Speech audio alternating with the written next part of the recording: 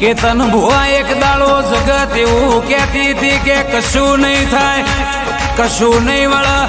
આ ટેલર છે હજુ હૈજના ચૌહાણ ઠાકોર, પિક્ચર હજુ બાકી છે જગા ઘાટિયા.